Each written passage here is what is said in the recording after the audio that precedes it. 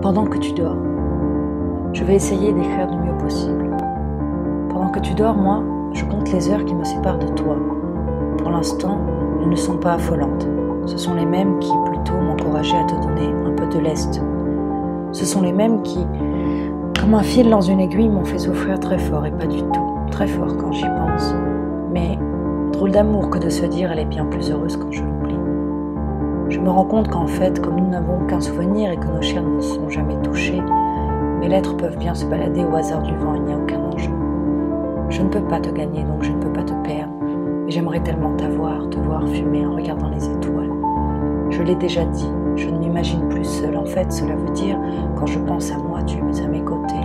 Quand je me projette, tu m'accompagnes. Quand je pense, c'est à toi que je parle. Tu es très silencieuse, mais tes mots sont très forts. Quand tu ne dis rien, je suis crispée, je transpire. Quand tu dis quelque chose, je descends enfin la pente ardue que j'ai endurée. Et quand tu écris, quand tu m'écris, je sens l'envie cracher comme une encre de pieuvre. Tous mes amis sont au courant, ce n'est pas un amour secret, je n'ai jamais eu d'amour secret. Pourquoi ne pas mettre son visage en fond d'écran sur ton portable? Parce que ça m'empêcherait de vivre. Tu es le sentier battu où m'a mené le chemin de traverse pour quitter la terre conquise. Si j'avais eu à choisir, pour toi j'aurais été magicien. J'aurais aimé tout deviner de toi et être mystérieux. En fait, je ne te ferai pas de cadeau, car j'ai la vive intuition que se mélangeant à un regard rieur, le geste violent du refus jetterait celui-là, celle-ci, les fleurs à ma joue. Je ne veux te donner que ce qui est absorbable.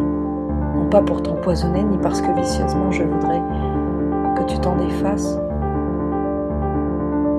mais parce que je sais que tu ne sais garder que ça, le reste dévale. J'ai peur que tu sois sourde, j'ai peur que tu sois lâche, laisse-moi au moins te regarder dormir. Pour toi j'irai chercher le courage pour les choses faciles, là où je n'ai pas de parents, là où je n'ai pas d'amis, mais plutôt chez toi, dans ton monde, dans ta région, là où je ne sais pas comment les gens s'aiment. Aimons-nous du mieux possible, s'il te plaît. Je serais incapable de catégoriser tous les gens qui m'ont entouré. Je sais qu'il y a eu quelqu'un de toxique qu'on m'a conseillé de ne plus voir.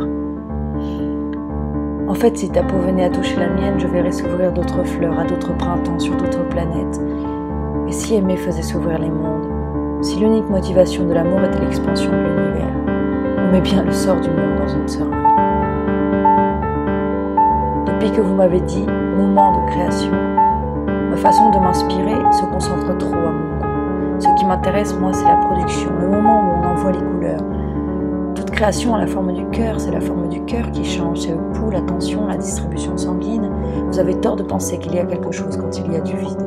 J'ai tort de croire en la précipitation. J'ai toujours comptabilisé le moment où les choses se préparaient en moi. Un accouchement est difficile déjà. Je suis sûre que vous entendrez dans ce lien ce que je veux dire. Ce moment de création que vous proposez n'apporte aucun plaisir, il apporte au contraire le doute d'être vivant et d'avoir un sens à sa vie. Il va sans dire, puisque tous l'ont dit, que lorsqu'on aime, on ne réfléchit pas. Et moi, au contraire, pour vous, je n'ai fait jusqu'à présent que réfléchir.